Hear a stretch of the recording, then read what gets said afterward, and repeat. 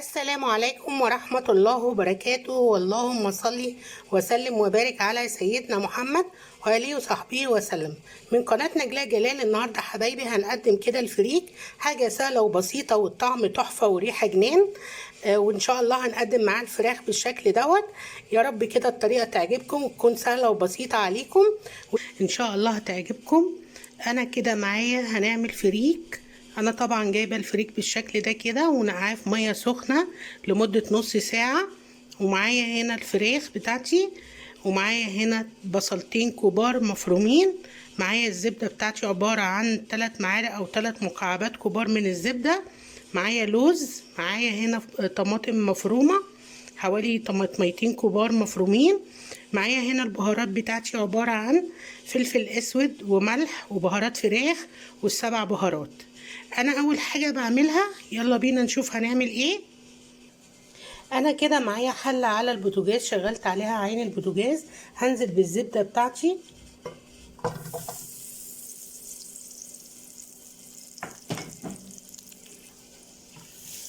انا بالشكل ده كده ابتدي اسيح الزبده مع البوتاجاز بالشكل ده. واول ما تسيح الزبده بتاعتي هبتدي انزل بالفراخ، اديها صدمه كده وتحمير، تاخد وش تحمير كده. وهحاول اوطي البوتاجاز شويه، اخليه كده في منتصف العين، ههديها شويه.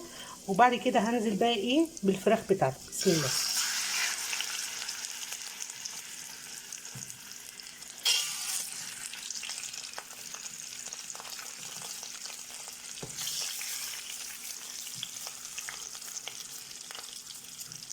انا بقى ايه اخلي الفراخ تتحمر كده في الزبده، وبعد كده اوريكم انا هعمل ايه. وبالشكل ده كده حبايبي تبتدي الفراخ تاخد لون، هبتدي انا اطلعها بقى.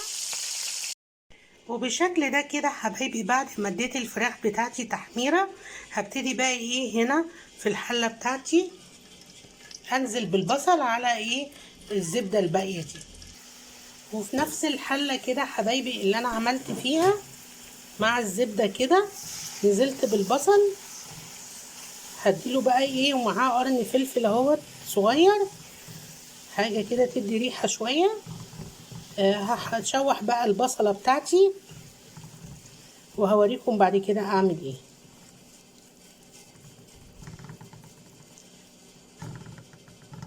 بعد ما البصله بتاعتي تاخد اللون الذهبي هوريكم انا هعمل ايه. انا بعد ما البصله خدت لون معايا بالشكل ده كده، هبتدي انزل بالفراخ بتاعتي. بعد ما نزلت كده في الحله بتاعتي بالفراخ، هبتدي انزل كده بالطماطم المفرومه،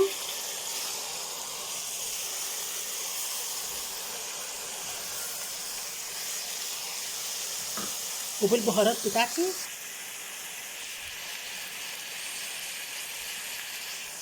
بالشكل ده كده حبايبي ابتدي انزل بالبهارات.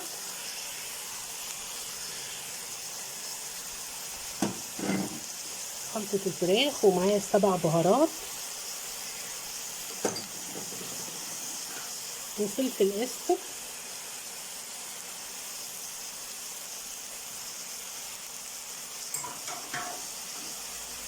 والملح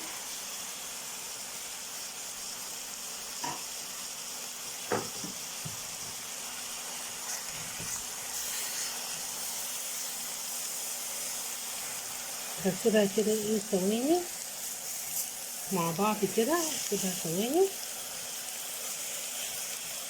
وهبتدي ايه انزل بالميه السخنه بتاعتي. وبالشكل ده كده حبايبي ابتدي انزل بقى بالميه السخنه بتاعتي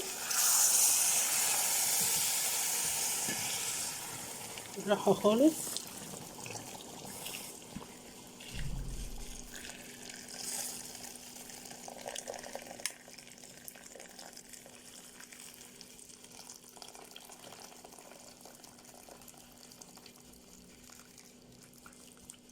وهسيب بقى الفراخ بقى ايه تتسوى مع نفسها كده براحتها خالص، واغطي عليها واسيبها تتسوى بقى ايه مع الحاجه بتاعتها، المحتويات دي كلها بتاعتها. وبعد كده اطلعها علشان ابتدي اشتغل في الفريك. بالشكل ده كده حبايبي تكون الفراخ معايا استوت، هبتدي اطلعها بالشكل ده. بعد ما انا صفيت كده الفريك خالص هبتدي انزل بقى على الشوربه بتاعتي. انا كده نزلت كده بالفريك، هبتدي اقلبه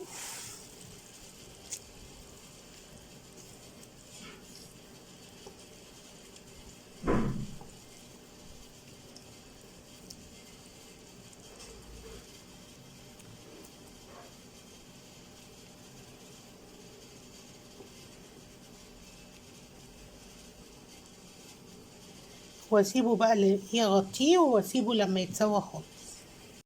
وبالشكل ده كده حبايبي يكون معايا كده الفريك خلص اهو، مفلفل اهوت، حاجه كده تحفه من الاخر. يلا بقى هنغرفه في الاطباق بتاعتنا او السرفيس بتاعنا وهنشوف هنقدمه ازاي. وبالشكل ده كده حبايبي اكون انا خلصت معايا الفريك اهو زي ما انتوا شايفين، حاجه تحفه وبألف هنا وشفا. ويا ريت كده يكون الاكل بتاعي يكون عجبكم، وما تنسونيش في اللايكات والاشتراك وتفعيل الجرس. انا كده قدمت معاه كده لسان عصفور او شعريه كده حمرتها بالشكل ده وعملتها زي لسان عصفور، ومعايا الملوخيه الناشفه برضو هبقى اوريكم طريقتها، ومعايا هنا الفراخ باقي الفراخ، وقدمت معاه العيش بالشكل ده كده وبألف هنا وشفا. بس يا ريت ما تنسونيش بقى في اللايكات والاشتراك وتفعيل الجرس. باي باي.